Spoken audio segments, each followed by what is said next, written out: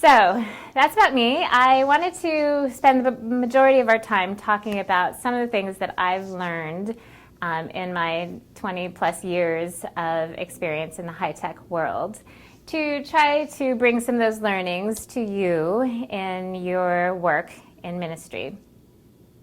And I'm going to talk about 7 steps to creating a marketing plan, from creating your objectives to setting goals, understanding your audience, developing your message, reaching your audience, and going global.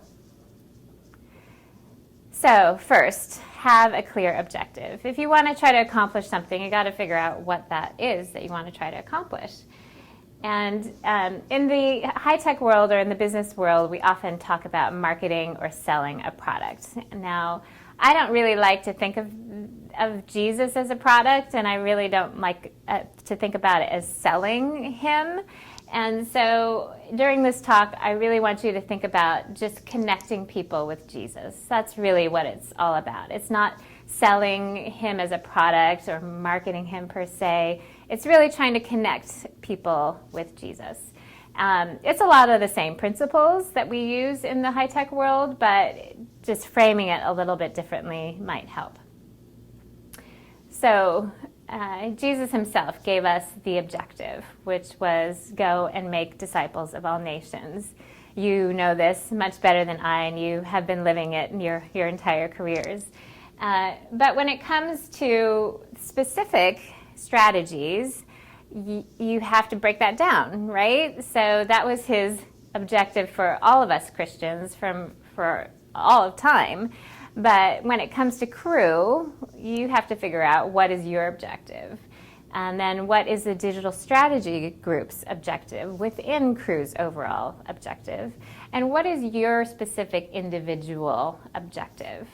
Now, hopefully your leadership has provided some insight into some of these broader questions, but you're the one who has to figure out the last question, which is what is your individual contribution? Because when you're trying to get somewhere, first of all, you got to figure out where you're going before you figure out how to get there. There are some consequences of not having a clear objective, and I've lived this recently at Google Play, where there's a big debate about engagement versus revenue. So, Google Play is part of the Android ecosystem, and one might say, well, we don't care about revenue. We're just all about engaging the user and adding value to the Android platform. Versus others might say that revenue is really important, that if you're going to run a business, you've got to have some form of revenue to try to sustain the business over time. And so that leads to questions like, should I maximize downloads, including free? Or should I focus on paid content? So these questions are really crucial to your business, and if you are not crystal clear on what your objectives are, your teams will have a hard time making these tough decisions. So after you've created what your objective is and are clear about what that is, the second step is measuring against your objective. So these types of things can be quantitative or they can be qualitative, but having a metric is really key. So things like visitors to your site or time spent on your site or souls won, or those are quantitative, but you might want to think about qualitative. Are we providing a deeper relationship with God through whatever services you're providing? And that could be measured through customer surveys or user surveys. You can measure satisfaction or agreement with certain statements. Why? Why is it important to measure?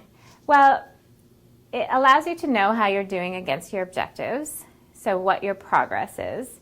You are better able to communicate to your stakeholders how you're doing. And I can say as a supporter that I'm very interested in the metrics and knowing the data and how things are going in a quantitative way. You can also compare more effective methods versus less effective methods. So just internally, as you're trying to determine how to reach your goals, you can use these metrics to compare and contrast and decide where you want to spend more of your time and effort. Step 3, setting your goals. So you've got an objective, you've got a way to measure it. Now you've got to figure out what your goals are.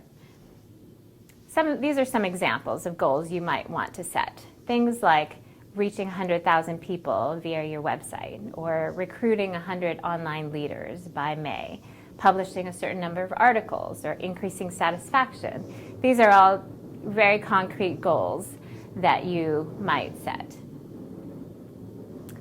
And I'll just add one thing before I go on, which is that this is super critical at Google. From the very top to the very bottom, there are what we call objective key results, OKRs. And the company sets these every single quarter. There's overall company objectives, and then each division has an OKR, each group has OKRs, and each individual has OKRs. And so at the beginning of the quarter, those are set out for you, often in collaboration with yourself. And they tend to be very tangible and very quantitative, so that at the end of the quarter you can score how you've done. And the way that we approach it is to be pretty challenging with our goals, not things that we can easily check off the list, but something that will stretch ourselves. And it's okay at the end of the quarter if you haven't achieved those objectives. That we don't beat ourselves up or punish people if they don't get there, because we're trying to be ambitious. Number 4, understanding your audience. So if it's all about connecting people with Jesus, you've got to figure out who those people are, right? Who is your audience? And Jesus told us that to make disciples of all nations, so really it's the world. But when you have limited time, limited resources, limited money, you can't focus on the world right away. You've got to take it in steps, and you've got to break it down. So the idea is to focus. Focus on particular segments where you're going to have the most success, or that are the most strategic for you. And so how do you decide? How do you decide who your audience should be? This is an example from my Apple days of a matrix of easy to influence versus hard to influence, and then low reach versus high reach. People who have high reach are sort of a megaphone to many other people, and they influence a lot of other people. So when you think about the top right quadrant, these are people that are relatively easy to get your message across to. And they also have high reach, meaning that they reach a lot of other people. And so the example with iPod were celebrities or artists or musicians, where we could provide them with an iPod, and then hopefully they would wear it around town and influence others who were watching them. So here's an example of Jake Gyllenhaal wearing his iPod. In the bottom right quadrant, you have people like Walt Mossberg, who is in PR or is a journalist. And he reaches a lot of people, obviously, because a lot of people read his articles. But he's a little bit more difficult to influence because he's a tough critic. And so we at Apple spent a lot of time and a lot of energy focusing on the press and influencing the press. We put on a lot of great events and glitzy events and great demos to try to influence them in a positive direction. In the top left-hand quadrant, you have users who are very enthusiastic about you, so they will likely, stand in line to buy whatever it is Apple would come out with. So they're relatively easy to influence. However, their reach may be smaller, right? So an individual has a smaller audience than a celebrity might or a journalist might. Super important, obviously. These are users and the key focus of our efforts.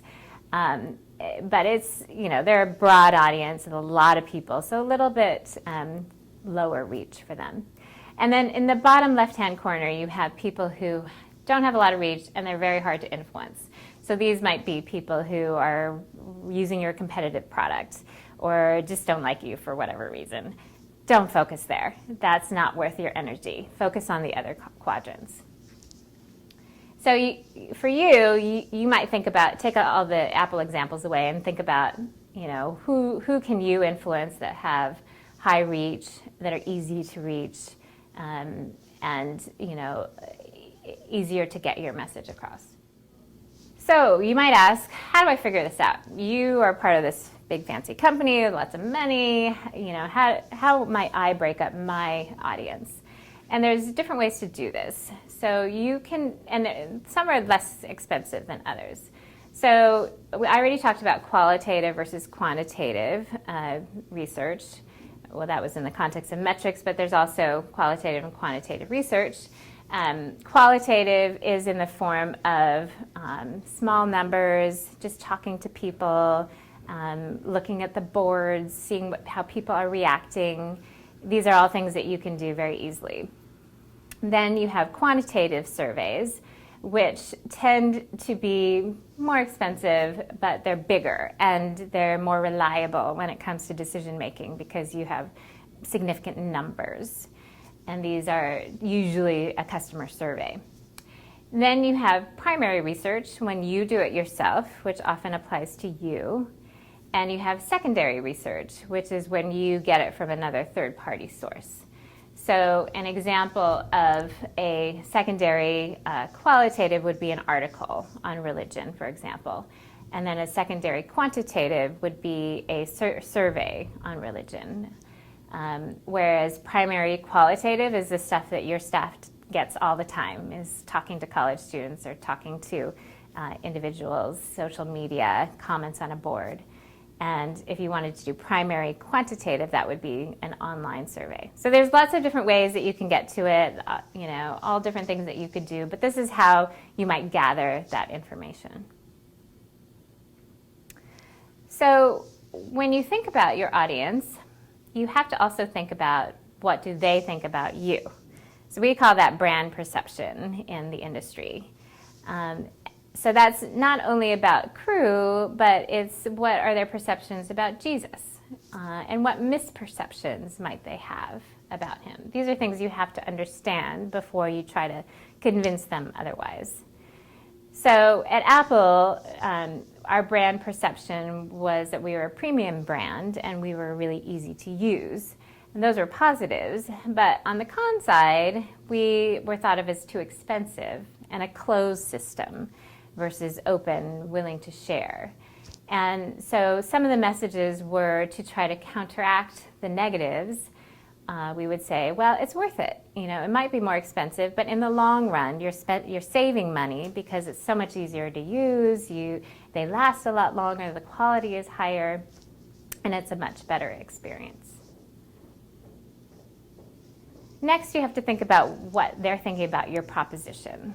So about Christianity, do they think it's too religious or extreme? Or do they have to leave their brain at the door? Whereas, other people might like God, but not like Jesus for whatever reason. They might believe, but not want to change their lifestyle. And they might believe, but they don't know any Christians, so they can't grow. So these are all a continuum of thoughts or places where your audience might be. And you really need to address each of these concerns separately. You also have to think about the competition. What does your audience think about Buddhism, Hinduism, other religions, humanism, and how are you different? So they might be exposed or even believing some of these things. How are you different, and what are the messages that you need to get across to try to convince them otherwise? So hopefully by now you understand your audience and know what they think about you.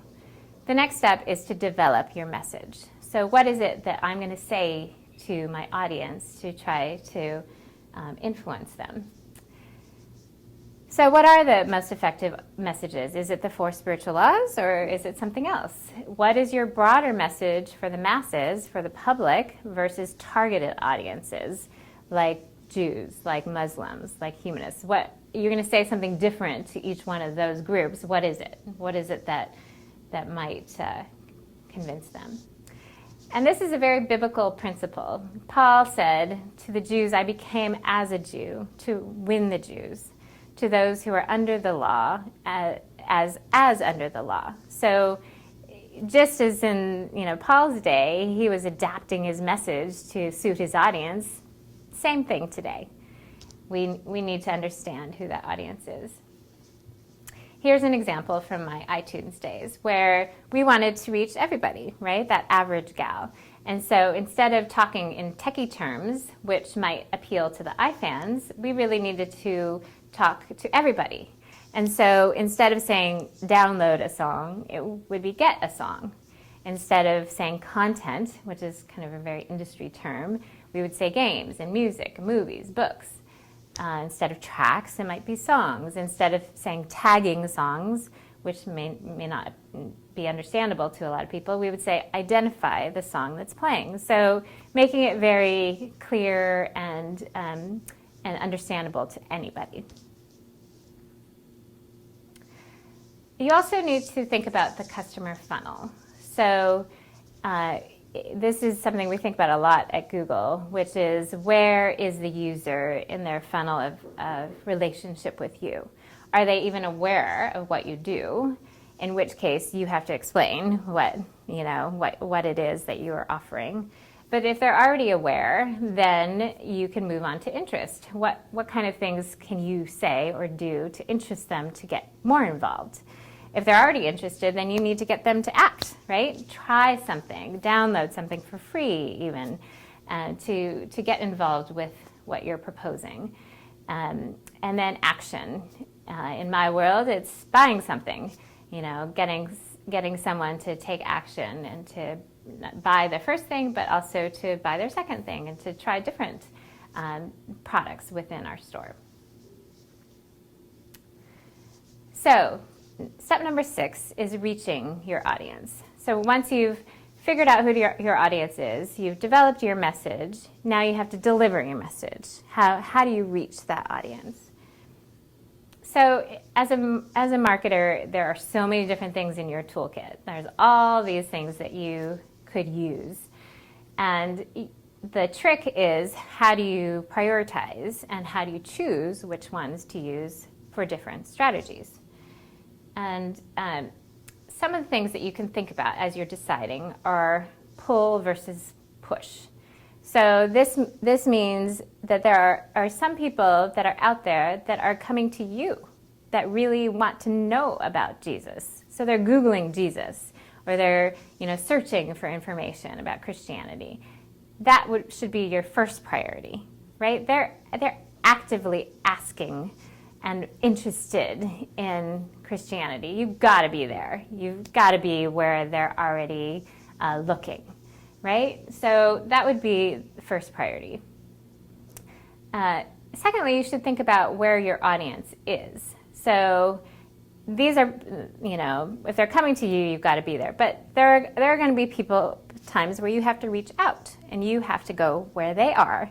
And here's an example of if you want to reach a youth audience these days, you've got to be on Instagram and you've got to be on Snapchat. They're not on Facebook as much anymore. They're not on email. They're texting and they're using all these new apps.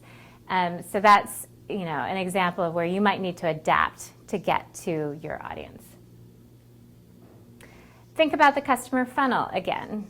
So different vehicles are better at different stages of the customer funnel.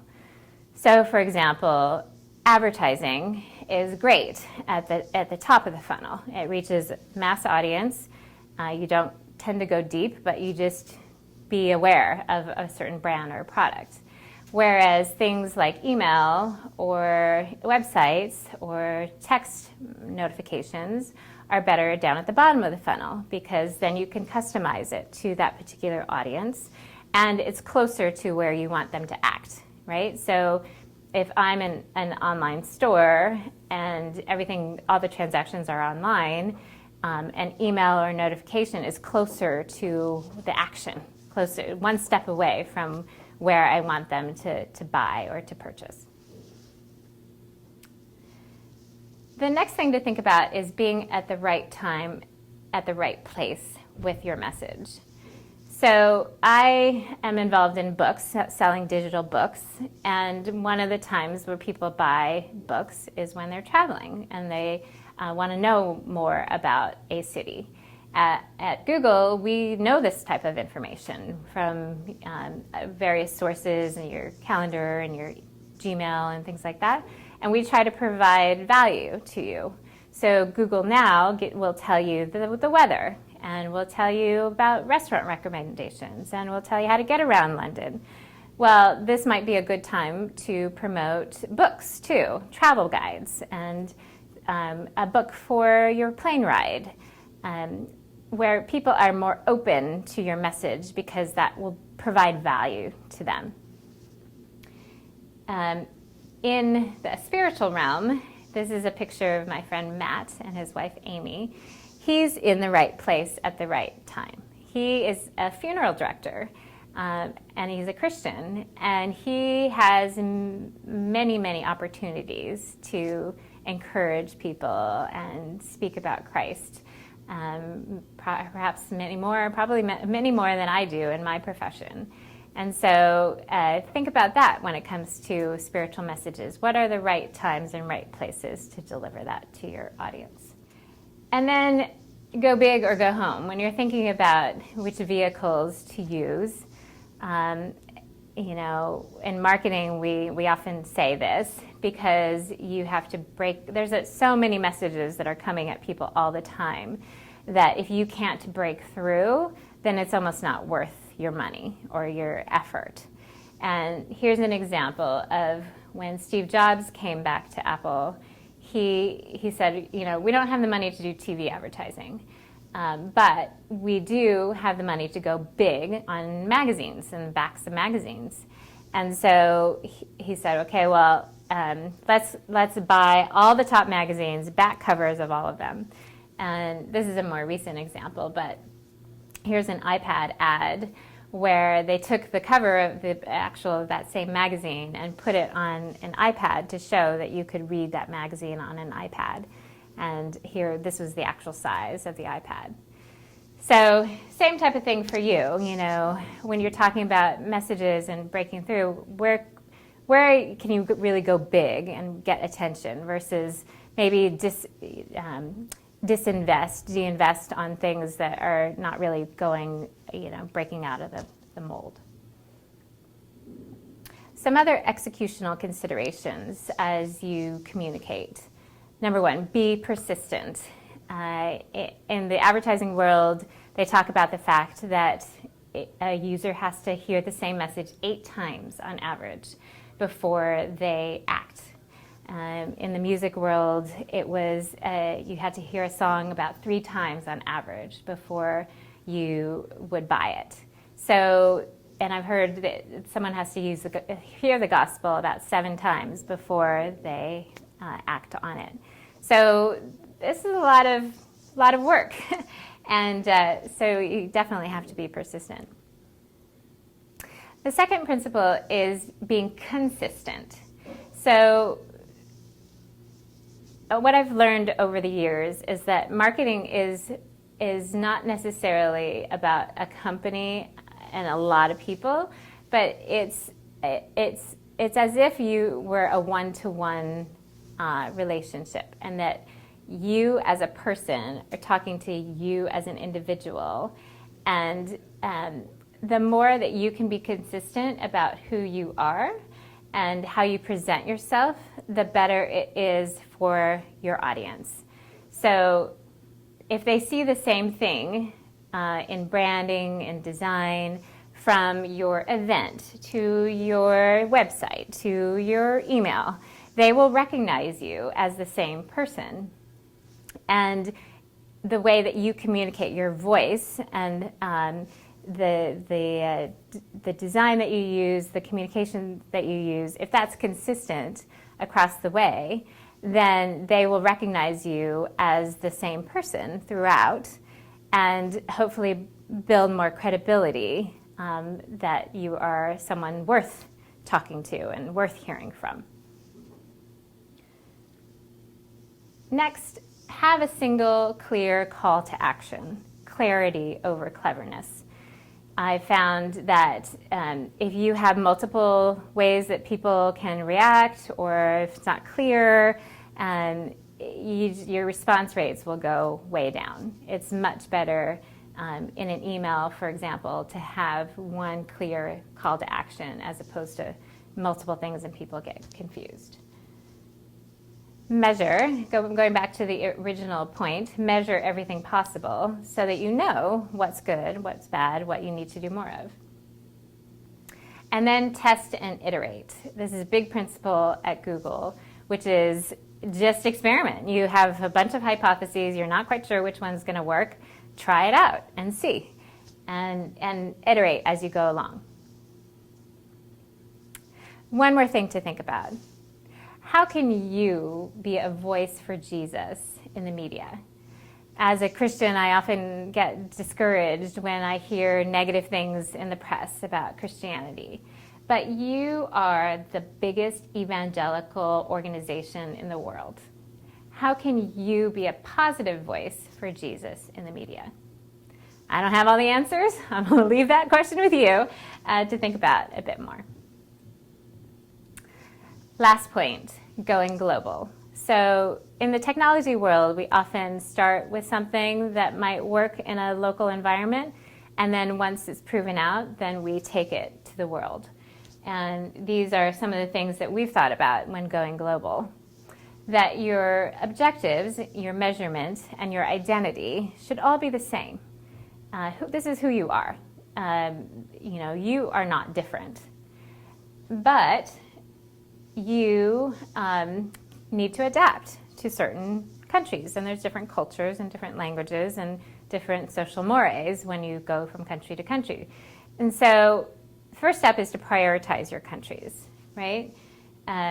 Think about where the biggest opportunity is, where do you have the biggest audience, and where you might have strategic investment for the future.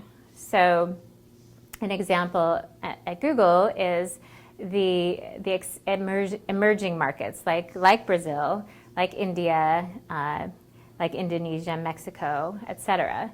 And these are markets that are really big, huge populations. Don't have the capability to buy a lot right now, but it's very important for Google to hang on to those countries for the future when they do open up and grow. Obviously, you need to accommodate for local differences. That's not only language, but cultural differences as well. And here's an example of when the second iMac came out. We had a poster that was called Yum, because it was candy-colored iMacs. And at the time, Steve Jobs wanted everything to be the same, globally. And this was not translated. So this went out everywhere in the world, the same poster. Well, it turns out that in Korea, the word yum is very close to the word for death.